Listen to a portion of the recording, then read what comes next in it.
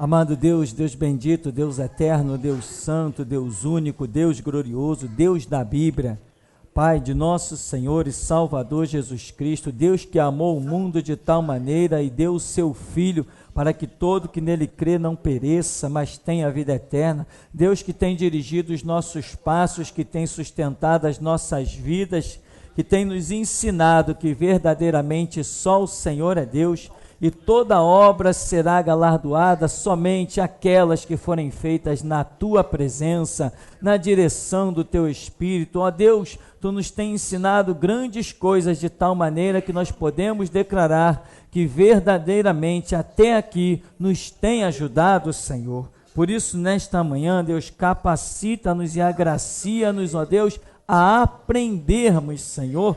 Nós estamos aqui como quem precisa aprender, Senhor. Queremos ouvir a tua voz, receber o mover do teu Espírito, porque está escrito e nós bem sabemos que sem o Senhor nada podemos fazer. Abre o nosso entendimento, esclarece-nos a mente, os sentimentos, ó Deus, joga por terra as barreiras, quebra os nossos bloqueios, ó Deus, extermina os nossos traumas, sonda-nos, ó Deus, vê se há em nós algum caminho mau, guia-nos pelo caminho eterno, ensina-nos a despir-nos de nós mesmos para encamparmos as roupagens do teu Espírito e a tua vontade. Isso nós te suplicamos, ó Deus, cientes de que sem isso nada poderemos ser. Por isso nos abençoa, ó Deus, em o nome do Senhor Jesus. Amém. Amém, irmãos. Nós vamos seguir o nosso livrinho de Daniel, o profeta que representa a igreja, um profeta que está tendo visões a respeito do futuro, moveres que não estariam incluindo a nação de Israel, moveres que estariam incluídos na era da igreja. Então Israel está aí representando uma transição entre duas eras, né? No caso ali, ele é um judeu, o que ele conhece de lei se resume na glória do Antigo Testamento, naquela revelação que o Senhor tem dado através de Moisés, através dos profetas. É isso que Daniel conhece, mas o que ele está tendo que viver, o que ele está projetando, o que ele está enxergando, as revelações que ele está recebendo, não são revelações para a sua era, nem para a sua dispensação. Ele está ali num determinado momento contemplando coisas futuras que inclusive não vão estar fazendo parte da sua era. Então, Daniel tem um significado muito especial. Então, eu costumo dizer que Daniel representa, sim, o último mover da igreja, a era da restauração. E nós já vimos sinais poderosos ali nas atitudes de Daniel que nos fazem entender isso. E nós hoje estamos aonde? Nós estamos vivendo o que nós chamamos de era da evangelização, né? Que ficou para trás, o que muita gente, como não se evangeliza mais? Incrível, como que você pode entender um negócio desse? Se não dobrar os joelhos, meu irmão, a visão, eu deixo de pregar o evangelho? Não, eu continuo pregando o evangelho, só que eu prego um evangelho hoje com uma visão diferente. Eu estou chamando os crentes ao arrependimento. Mas ué, já não é crente? Assim como os judeus e eram descendentes de Abraão. E Jesus falou, vós tendes por pai o diabo. Não é assim que as igrejas estão hoje, tendo por pai o diabo? Quem leva uma rosa ungida, um sal ungido, isso não é ter por pai o diabo? Essas coisas a gente não aprende, não é no espiritismo? Não foi nos terreiros de macumba que nós aprendemos essas coisas? A levar os patuás para casa, a guardar os patuás dentro do bolso, a usar os cordãozinhos com as medalhinhas que protegem. Isso não é coisa do satanismo? Então as igrejas hoje não estão fazendo a vontade do diabo? Não estão tendo por pai Satanás? Estão. Então, nós estamos deixando para trás uma era chamada era de evangelização, e estamos adentrando na era da restauração. Então Daniel está ali justamente nisso, ele está vivendo num momento, mas ele já começa a contemplar outras coisas futuras. E imagino eu que a vida de Daniel já está começando a mudar. Ele está dizendo, vai acontecer isso, vai acontecer aquilo. As pessoas que estão à volta dele, os judeus, vai acontecer isso, vai acontecer aquilo, vai acontecer aquilo outro. Mas a Bíblia não mostra que Daniel tenha conseguido influenciar muito a sua geração com estas visões que ele teve, né? Até ele próprio muita coisa não entendeu. Por quê? Ele entra como um símbolo que hoje se cumpre em nós. Nós entendemos. E o anjo é bem específico quando fala para Daniel: Daniel, guarda a visão, porque ela é para os tempos do fim. É muito específico, irmão. É para os tempos do fim. Ou seja, Daniel não tinha nem como entender. Imagina Daniel entendendo essa frase: Bíblia assim, Constituição não. Mas examina direitinho e vê se dentro das visões de Daniel essa frase não aparece. Ela aparece. Pastor, nunca vi escrito Bíblia assim, Constituição. Não, nem vai ver, mas esse princípio você vai ver revelado lá na Escritura. E nós não procuramos na Bíblia coisas literais, nós procuramos princípios, nós procuramos mover do Espírito. Hoje tem um bando de palhaço dizendo aí, a palavra arrebatamento não existe na Bíblia. É mesmo? A palavra trindade também não. E hoje nós sabemos que existe o Pai, o Filho e o Espírito Santo. E nós damos a isso o nome de trindade. Mas essa palavra não tem na Bíblia. É mesmo? E o princípio existe na Bíblia? Nós não vivemos um literal, nós vivemos um mover, nós vivemos princípios. Então, o profeta Daniel, ele está ali fazendo essa poderosa transição, né, de uma dispensação para outra, embora ele entre apenas como uma simbologia, né, em que ele mesmo não consegue compreender certas coisas, porque o anjo fala para ele que seria uma revelação para os tempos do fim. Nosso Daniel aqui está no capítulo 8. Nós vamos ver muita história que já foi consumada nesse capítulo 8 e algumas coisas que vão servir de exemplo e ensinamento para todo o tempo que vivermos sobre a terra.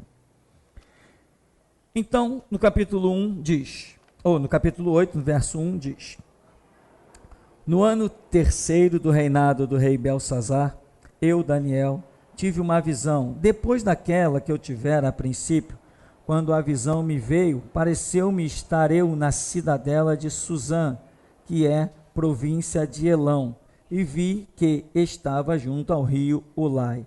Então levantei os olhos e vi, e eis que diante do rio estava um carneiro, o qual tinha 2 chifres, e os 2 chifres eram altos, mas um mais alto do que o outro, e o mais alto subiu por último.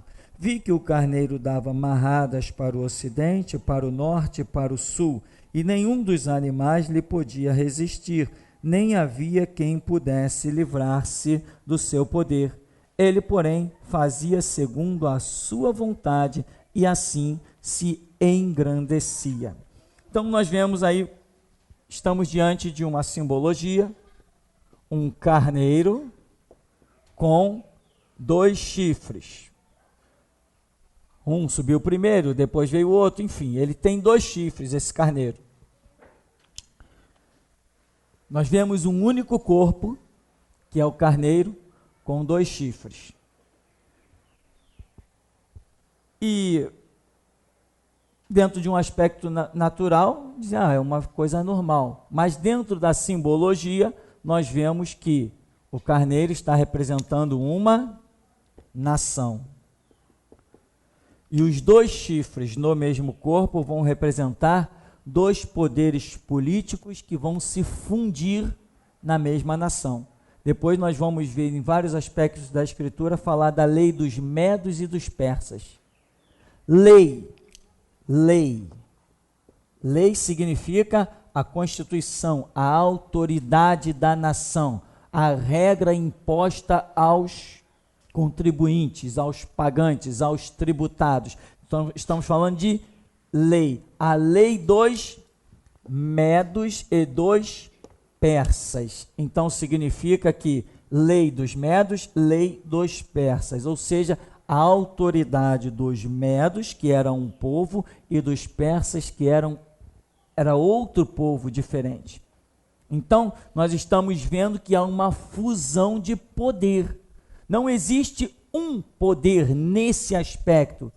Fundiu-se dois poderes, de tal maneira que já não era mencionado lei dos medos, nem lei dos persas, mas lei dos medos e dos persas. Porque, historicamente, você vai descobrir uma série de coisas que aconteceram aqui, dentre guerras e alianças, e você verá o quê? A fusão desses dois poderes. Depois isso vai ser representado em vários aspectos, né?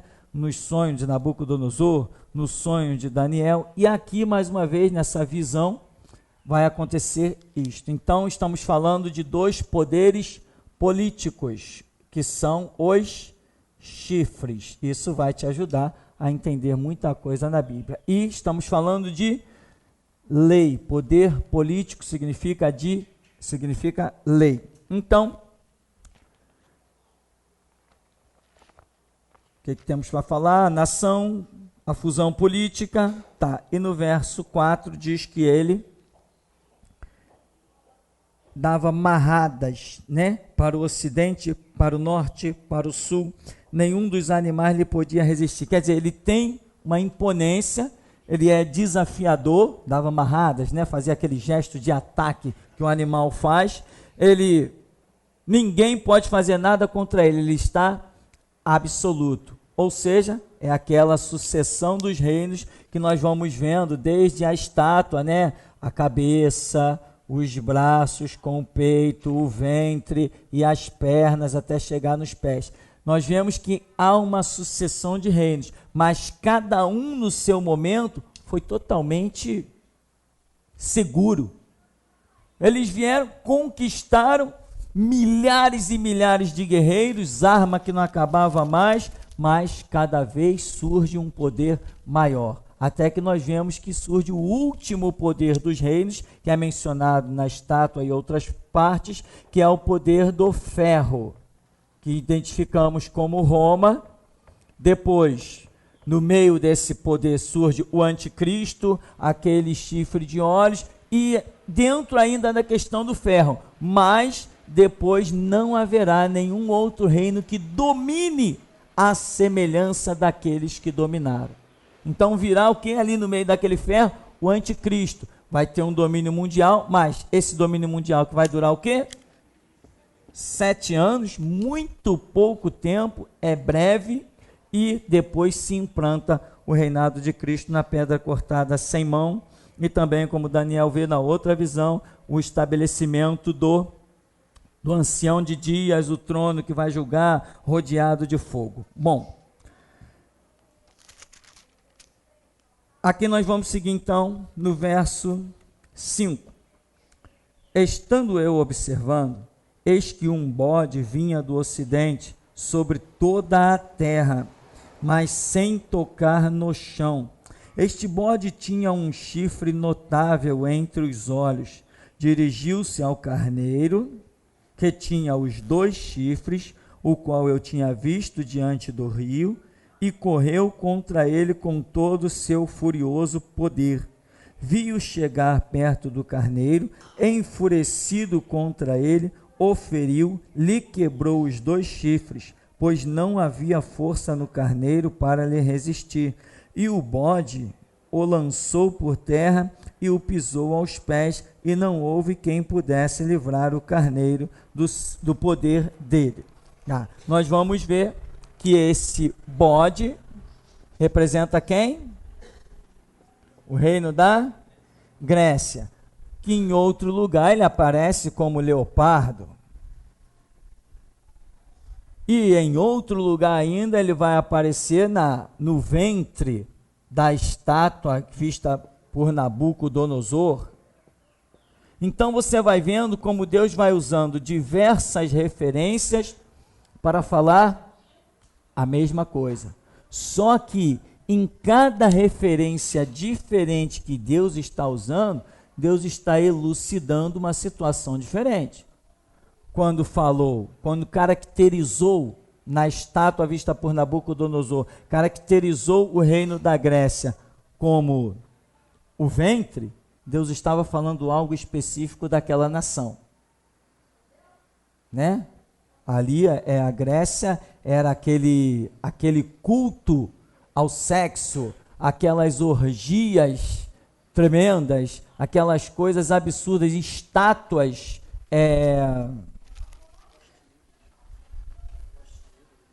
postes ídolos, estátuas com símbolos sexuais, com órgãos sexuais, né? Isso tudo tinha espalhado pela Grécia. Eram os órgãos sexuais esculpidos para tudo que é canto, na frente de casas, no meio das ruas. Então Deus está usando coisas bem conhecidas por outros e pouco conhecidas por uma outra turma, mas Deus está usando aquilo que ele sabe que alguém de alguma maneira vai entender. E um dia, estudando história, a gente vai descobrindo essas coisas. Quando Deus está falando do leopardo que tinha 4 asas, Deus está mostrando as características daquele animal, e Deus joga em cima dele 4 asas. Imagina, um leopardo já é astuto demais, salta de árvore para árvore, tem uma habilidade fantástica, é um caçador, é um animal que caça de dia, caça de noite, é uma coisa impressionante, e Deus ainda vai e joga na simbologia 4 asas em cima dele. Deus está mostrando coisas, e aqui agora Deus está usando um bode, com um único chifre, que vem numa velocidade fora do comum, e ainda Deus está mostrando, ele não toca no chão, ou seja, se não toca no chão, ele vem impregnado de um mover espiritual. Agora, a habilidade de um bode, né? Sobe as pedras, escala. E outra coisa, os animais que têm um chifre único, dizem aí os que entendem, né, que observam as lutas dos animais nas florestas, esses que têm um único chifre, pelo fato de ter um único chifre centralizado, ele teria uma habilidade muito maior que todos os outros para vencer as batalhas, do que aqueles animais que têm um monte de chifre. Explicam isso alguns que estudam, como é que dá o nome, o pessoal que estuda esses animais? Biologia, né? Zoologia, né? De zoológico, então a zoologia. Bom, então está mostrando uma característica fortíssima naquele momento. E lá vem o bode e derruba o reino da Média e da Pérsia, que é representado pelo carneiro. O que nós estamos vendo aqui? E nós vamos ver ainda, só para frisar aqui, no verso 8 e 9 diz: o bode se engrandeceu sobremaneira, e na sua força quebrou-se-lhe o grande chifre, e em seu lugar saíram 4 chifres notáveis para os 4 ventos do céu. De um dos chifres saiu um chifre pequeno, e se tornou muito forte para o sul, para o ocidente, para a terra gloriosa. Então veja o que nós queremos frisar neste momento aqui, essa parte de história, em que você, lendo um livro de história, aí na nossa sala tem vários livros de história, está mostrando aqui sobre o bode que se engrandeceu, o chifre dele que foi quebrado, mas nasceram 4 chifres, isso foram 4 reinos. Um desses chifres aqui se tornou mais forte que os demais, se tornou muito mais forte, muito mais poderoso que os demais, e embora ele tenha se dividido em vários reinos, a força inicial que ele tinha não foi mantida, ao contrário do que muita gente pensa que é multiplicando que vai alcançar força, aqui no caso não ocorreu isso. E ele diz ainda que, no verso 10, cresceu até atingir o exército dos céus, e alguns do exército e das estrelas lançou por terra e pisou. Isto aqui que nós estamos falando é meramente história já ocorrida. história já consumada, ou seja, estamos falando de coisas que já aconteceram nesse aspecto do capítulo 8, a sua grande massa de informação já são fatos consumados, já são histórias já ocorridas, coisas que você vê lá no livro, aí você vai ver, esse chifre aqui era um império, o único chifre era um império, depois o bode, que é a Grécia, se transformou em 4 reinos divididos, depois um reino subjugou todos os outros, foi um chifre, ficou mais forte que todos os outros, e daqui da Grécia, como diz aqui o verso, quer ver, olha, dos chifres, no verso 9, saiu um chifre pequeno, se tornou muito forte para o sul, para o oriente, e para onde? Para a terra gloriosa, quer dizer, pelo que temos visto historicamente, essa terra gloriosa é a terra de Israel. E esse chifre, diz aqui ainda, cresceu até atingir o exército dos céus, e alguns do exército e das estrelas lançou por terra e os pisou. O que nós vemos? Terra gloriosa, Israel. Agora, exército dos céus.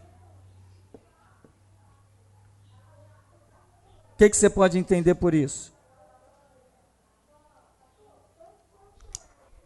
Só um instante.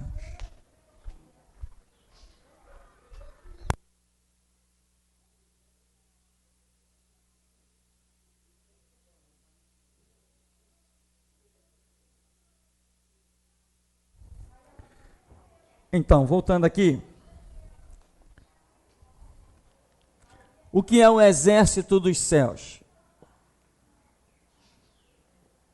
Na sua cabeça já está passando um monte de coisa. Agora diz assim: lançou alguns dos exércitos, lançou, e das estrelas lançou por terra e pisou. O que são as estrelas? Nós já vimos na simbologia que estrelas representam lideranças espirituais. O que houve com esse rei que se engrandeceu e foi até atingir a terra gloriosa? Ele pegou a liderança de Israel e jogou por terra, acabou com ela. Mostra a história que um líder desse que saiu da Grécia arrasou com tudo em Israel e ainda fez uma coisa horripilante. Ele pegou no altar de Deus, aonde os judeus estavam acostumados a sacrificar, ele foi lá e, para profanar o altar, ele sacrificou porcos em cima do altar de Deus. E aqui vem essa expressão, que ele cresceu até atingir o exército dos céus, e alguns do exército e das estrelas lançou por terra. Então, nós sabemos que esse homem não conseguiu atingir os anjos. Um rei consegue atingir os anjos? Um rei consegue atingir Jesus? Um rei consegue atingir Deus? Não. Então, quem está sendo chamado de exército dos céus aqui? Israel. E diz que pegou das estrelas desse exército aqui, ou seja, as lideranças espirituais de Israel, e acabou com elas, pisoteou-as. Então, como é que Deus nos vê? Como um exército. Deus nos vê como um exército. Só que aqui, estamos falando do exército de Deus em transgressão. Um exército que está em pecado. E se tem pecado, não tem força de Deus para nós vencermos nada. Mas somos o exército dos céus. É conosco que Deus conta para marcharmos nesta terra, conquistarmos, desfazer as obras do diabo. Nós somos o exército dos céus. As lideranças desse exército são chamadas de estrelas. Se você tiver dúvida disso, você pode rever na nossa simbologia, na nossa apostila de simbologia, que está explicando. Pode pegar a aula do seminário 1 e 2, correspondente à lição da apostila. Está muito bem explicadinho, de modo muito glorioso. Então aqui está um cenário. E o que esse homem faz? Ele provoca a ira de Deus de tal maneira, claro que é consequência do exército de Deus estar derrotado pelos seus próprios pecados, porque ninguém derrota Israel, assim como ninguém derrota a igreja. Mas, diz a Bíblia que os nossos pecados fazem separação entre nós e nosso Deus. Então a única coisa que vai me destruir é o meu pecado. Fora isso eu estou rindo e zombando de todo mundo. Nada me pode parar. Eu sou o exército de Deus. Quem é o general desse exército? É ele, general de guerra que nunca perde batalha. Então eu não tenho nada a temer, nem jamais imaginar que vou perder nenhuma batalha. Isso é impossível. É impossível eu perder qualquer batalha, a menos que exista entre eu e o meu general um bloqueio na comunicação. Esse bloqueio na comunicação se chama pecado. Os nossos pecados fazem separação entre nós e o nosso Deus, para que Ele não nos ouça, diz a Escritura. Então, se eu estou numa guerra, mas eu perco o comando do meu general, eu não sei o que fazer. Ele é o general das estratégias. É Ele que fala todas as coisas. Se eu perdi o comando com o meu general, com aquele que me comanda o exército, eu vou ser derrotado, porque eu não saberei para onde ir. Eu não saberei que arma usar. Ou seja, isso que é gerado pelo mover do Espírito Santo. Se eu não tenho contato com o meu general, eu perco esse mover do Espírito Santo. E aí eu me perco. Então, como Israel está em transgressão nessa época, nesse período em que essa descendência da Grécia vai, arrasa com tudo, teve uns homens que fizeram horrores em Israel. Pegaram até judeus, mataram e sacrificaram eles em cima do altar de Deus. Então essa transgressão, também logicamente, Deus veio no futuro e cada um recebeu a paga pela sua atitude. Mas então esse complexo de informações aqui cresceu, verso 10, até atingir o exército dos céus, e alguns do exército das estrelas lançou por terra e os pisou. Aí diz no verso 11, sim, engrandeceu-se até ao príncipe do exército, dele tirou o sacrifício diário e o lugar do seu santuário foi deitado por terra. Foi as atitudes horripilantes que este homem fez, sacrificando porcos no altar, sacrificando vidas humanas no altar de Deus. Ele se revoltou tanto contra os judeus que aquilo que os judeus tinham de mais sagrado, ele arrebentou. Ele jogou o templo por terra, ele fez holocausto de porcos, que é algo tão odiado para os judeus, né? Falar para um judeu sobre porcos, eles repudiam porcos por causa das leis mosaicas. Então ele fez tudo aquilo que seria de maior profanação, maior intriga, maior ira para os judeus. Tudo aquilo que os judeus mais odiavam foi aquilo que ele realmente fez. Aonde? No altar, sacrificando porcos e vidas humanas. Isso que nós estamos falando aqui, isto se trata de história já consumada. Não vamos aqui tentar falar todos os detalhes daquilo que está escrito em vários livros que estão hoje no mundo. Então hoje, se você quiser conhecer, nós temos o privilégio de ter vários livros aí em cima, e você acha que você consegue comprar livros facilmente nas bibliotecas evangélicas que vão falar sobre essa questão da história dos reinos, história dos impérios, história de Israel. Está tudo lá para você compreender. Mas aqui então nós estamos falando de algo que já é para nós hoje fato consumado. Algo que nós hoje retemos disso aqui apenas a simbologia dos fatos que nos ensinam coisas presentes e futuras. mas não estamos esperando o cumprimento dessas coisas aqui. Aí diz aqui então, no verso 12, o exército lhe foi entregue com o sacrifício diário por causa das, como diz aí sua Bíblia? Transgressões. Tem mais alguma outra palavra? Rebeliões. Então, veja bem, o que nós vemos?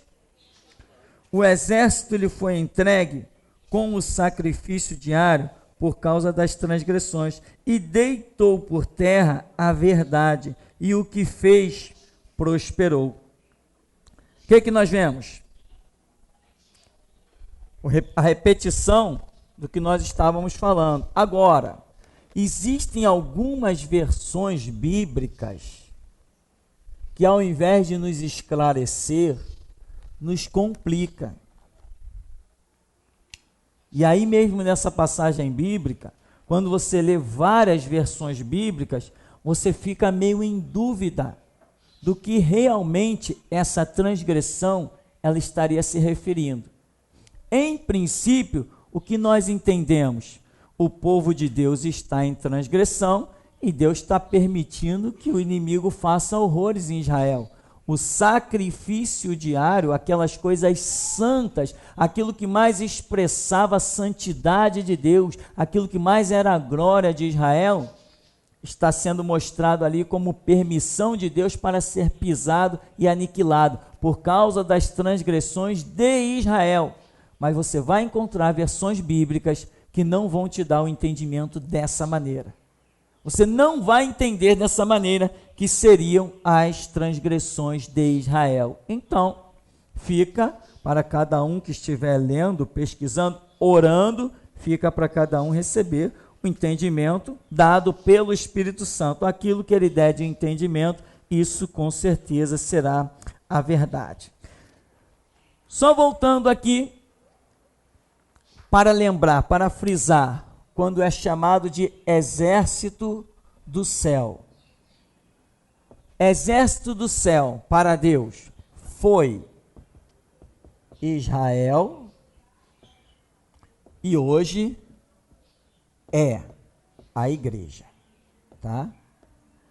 O mesmo Espírito que estava sobre Israel, e eles perderam isso, Israel hoje não tem o Espírito Santo. Não existe judeu que tenha o Espírito Santo. O Espírito Santo é promessa hoje dada para quem crê em Jesus Cristo. Então Israel não compõe mais, já compôs, já compunha, mas agora não mais. Não é mais visto como um exército do céu. Hoje somente a igreja que tem o Espírito Santo é contada como exército do céu.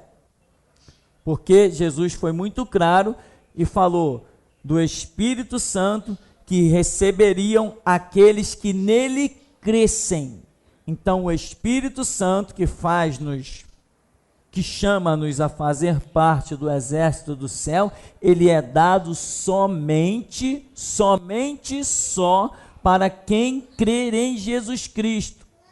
Então, não interessa se é judeu, seja lá o que for, que fé tenha, não, tem que ter a fé em Jesus Cristo. Só desta maneira é que se torna exército do céu. Então, hoje, só a igreja, e tem mais, vamos afinar um pouco mais esse funil aí, não é qualquer igreja. As pessoas hoje estão confundindo ser crente ou se chamar igreja ou fazer parte de uma denominação com o fato de ter o Espírito Santo. Ah, eu frequento aquela igreja. Ah, eu vou naquela igreja. Ah, eu participo dos trabalhos daquela igreja. Não, o ter o Espírito Santo é uma questão pessoal. É algo que Deus vê em você, a sua caminhada, a sua atitude, a sua fé, a sua disposição em servi-lo, e ele te capacita a ir a águas mais profundas, te dando o Espírito Santo, para que você seja capaz de ir aonde você não conseguiria ir para glorificar o nome dele, porque de nada nós somos capazes de nós mesmos. A nossa capacidade vem do Senhor. Como? Através do seu Espírito Santo. Então, não confunda rótulos de igreja como que fossem pessoas tendo o Espírito Santo. Aonde que o Espírito Santo está na vida de um pastor que se candidata à política? Eu não reconheço esse Espírito Santo. Eu não reconheço alguém tendo o Espírito Santo e dizendo, eu vou me candidatar à presidência. É mesmo? Para servir o país de acordo com uma Constituição? Não. Então não podemos confundir isso. Achar que todo mundo, por se chamar ou ser rotulado de igreja, tenha o Espírito Santo. Isso é uma falha do entendimento, é uma falha do conhecimento. Já pensou um crente cheio do Espírito Santo congregando na Universal? Lá não tem gente que tenha o Espírito Santo. Quem tem o Espírito Santo percebe que tem algum problema naquele sistema. Você já pensou em uma pessoa que tenha o Espírito Santo congregando na Deus e Amor, vendo o líder da igreja pregar em cabine blindada com medo sei lá de quê? Pregar em cabine à prova de bala. Então não confunda ter o Espírito Santo com um rótulo denominacional. E nós, como igreja do mover da restauração, precisamos deixar isso bem claro. Eu não tenho irmão na política das assembleias, nem na maçonaria dos batistas e metodistas, nem presbiterianos. Eu não tenho irmão na Universal, não, lá não tenho irmão, eu não tenho irmão em Cristo Jesus na Universal, assim como não tenho irmão na magia negra, nem no espiritismo. Eu não tenho irmão no catolicismo, porque só é meu irmão quem tenha o Espírito Santo. É isto que a Bíblia diz. E nunca, jamais eu posso me confundir por rótulo denominacional. Então, irmão, essa é uma ideia básica do que realmente compõe o exército do céu. É ter o Espírito Santo. E não confunda também ter o Espírito Santo com ser obrigado a falar língua estranha ou a cantar cânticos espirituais. Aquela velha pergunta, você é batizado no Espírito Santo? Você fala língua estranha? Por quê? Não, porque todo mundo que é batizado no Espírito Santo fala língua estranha. Não. O camarada está demonstrando que ele mesmo não tem o Espírito Santo, porque está blasfemando, está criando uma regra para a igreja que Jesus Cristo nunca criou. Bom, vamos voltar então para a nossa página. Diz, o que fez prosperou. Verso 13.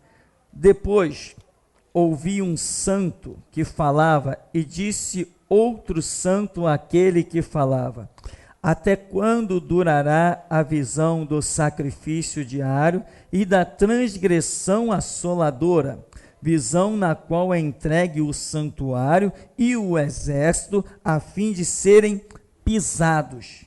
Ele me disse, até 2.300 tardes e manhãs, e o santuário será purificado. O que nós vemos aqui? Esse santuário de Israel, essa purificação tão esperada, ela aconteceu em alguns momentos breves. Na história de Israel existiram momentos breves em que foi tudo bem espiritualmente, mas logo a seguir lá vinha aquela queda brusca de novo. Olha, o reino de Israel conheceu a sua maior glória com o reinado de Salomão.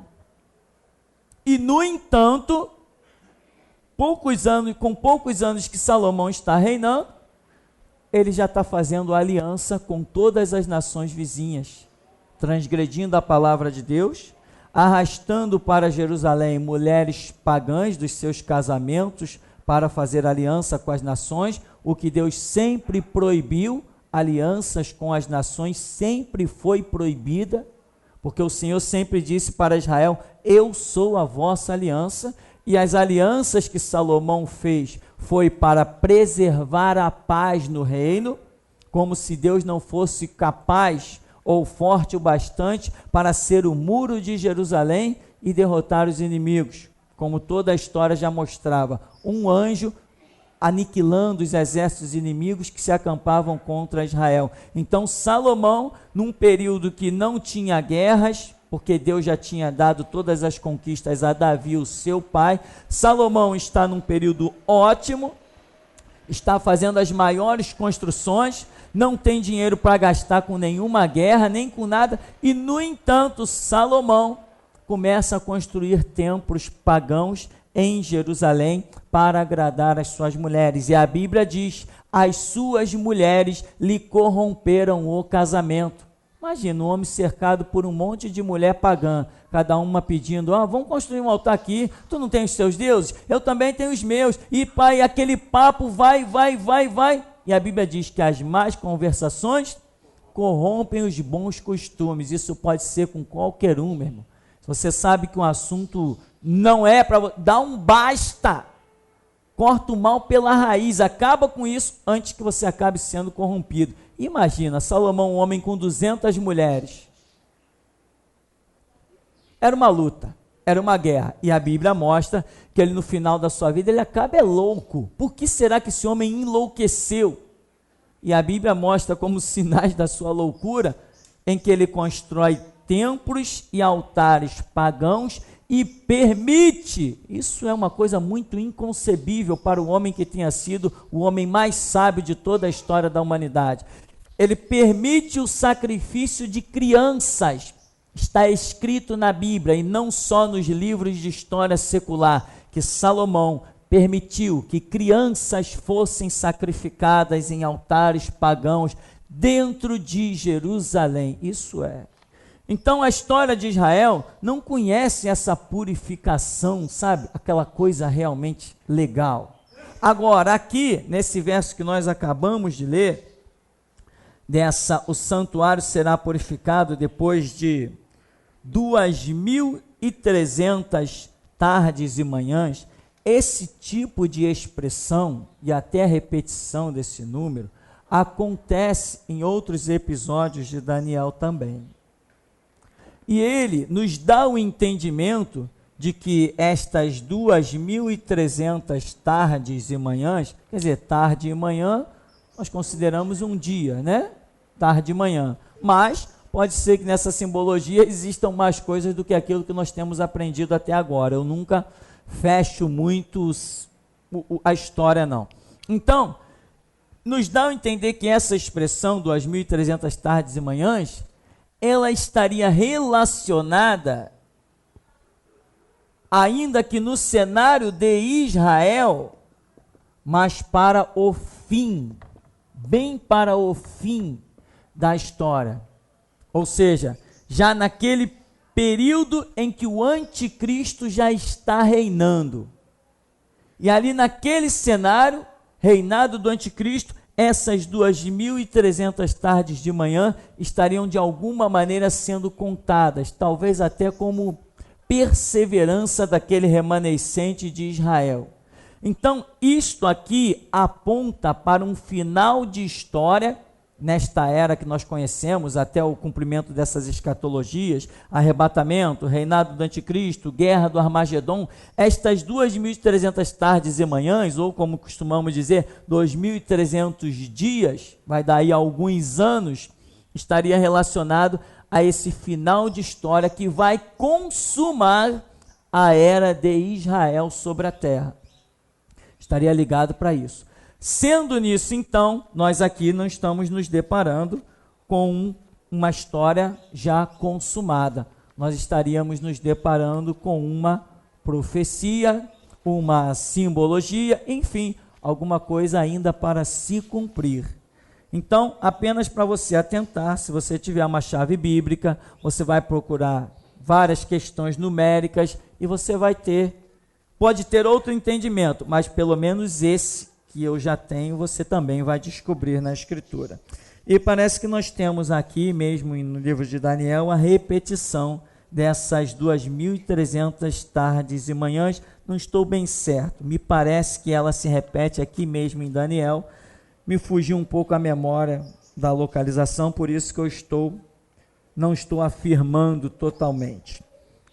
Bom, no verso 15, havendo eu, Daniel, tido a visão, procurei entendê-la, e eis que se me apresentou diante uma com uma aparência de homem, e ouvi uma voz de homem de entre as margens do Ulai, a qual gritou e disse: Gabriel, dá a entender a este a visão.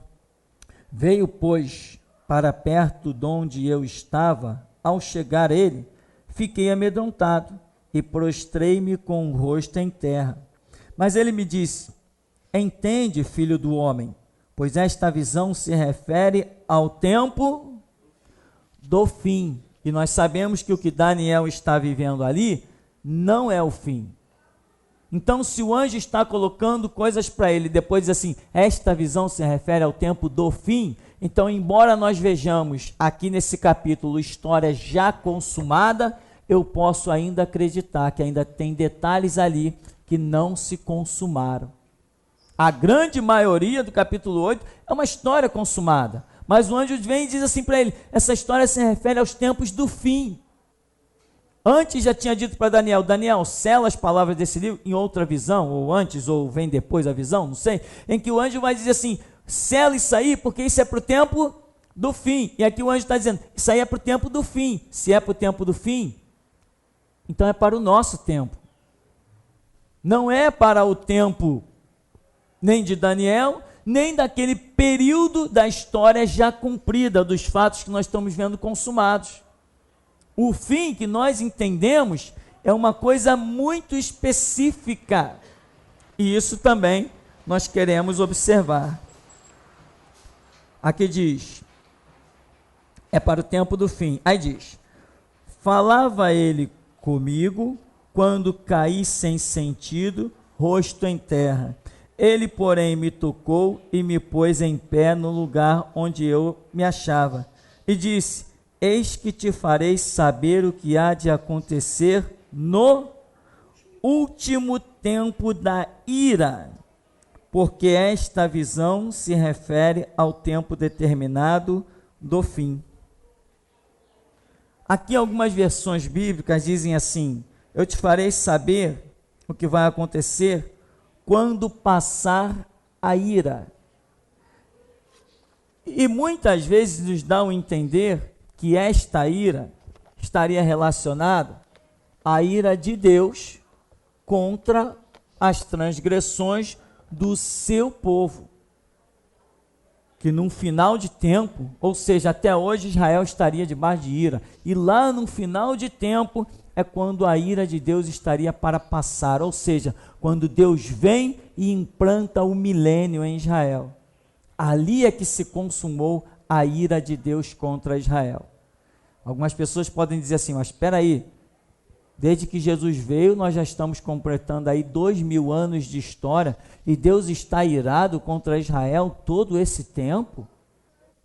Israel está padecendo, como nós vemos padecer, Israel está sofrendo, olha o que foi a Segunda Guerra Mundial, o Holocausto, olha o que a história soviética fez com os judeus, olha o que os judeus têm passado ao longo dessas centenas e milhares de anos.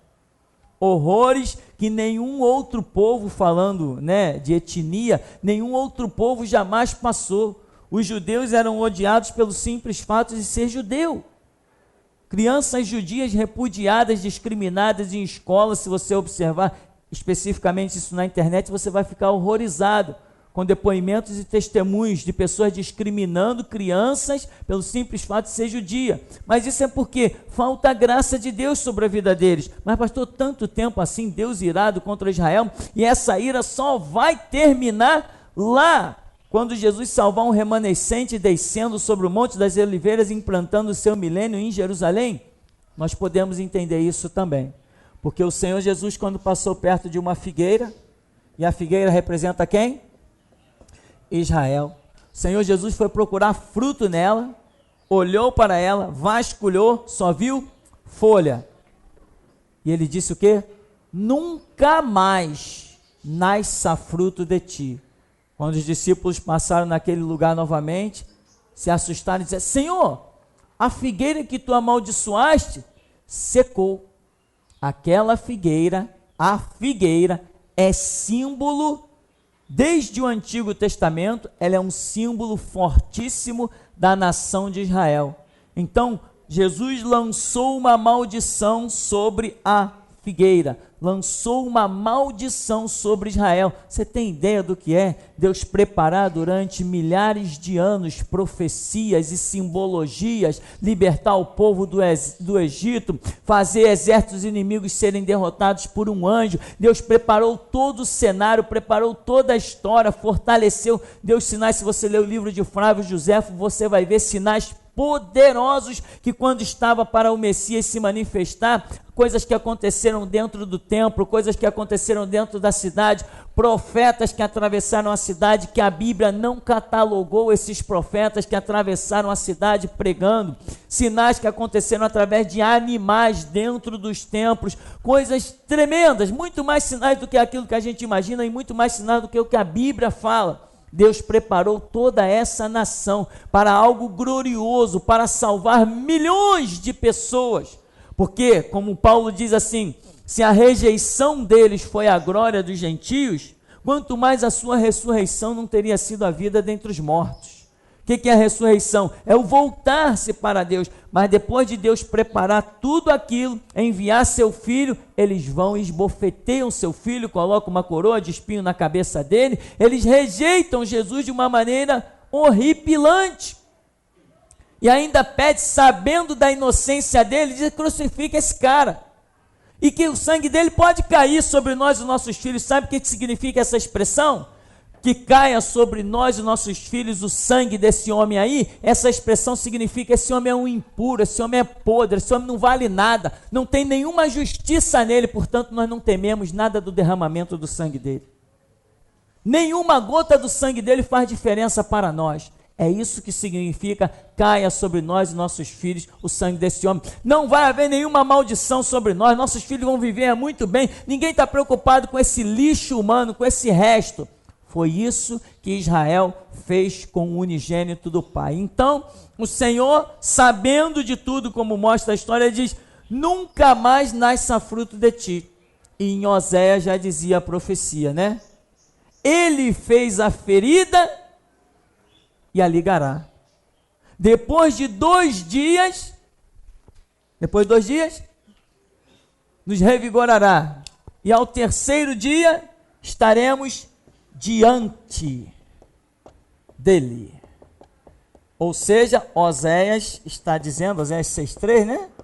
Se não me falha a memória, está dizendo que ele fez a ferida. Ele fez a ferida como? Ele amaldiçoou a figueira. E depois de 2 dias, ou seja, ao 3º dia, depois de 2 dias, ao 3º dia, ele vai curar essa ferida. Então eu vou garantir uma coisa para você. Desde que o Senhor Jesus disse: nunca mais nasça fruto de ti, e a figueira secou, até que ele se manifeste novamente para curar essa chaga de Israel, porque se ele lançou a maldição, ninguém consegue removê-la. Até que ele se manifeste para implantar o milênio, Israel estará vivendo debaixo de maldição. E toda descendência de judeu também, que não se converter ao cristianismo, estará vivendo debaixo de maldição. Então, eu vejo aqui, como o anjo diz, é para o tempo do fim. Então eu identifico algumas coisas dentro deste capítulo que estão relacionadas para o tempo do fim. Amém? Vamos dar uma paradinha aqui nesse verso 17 e daqui a pouco a gente volta.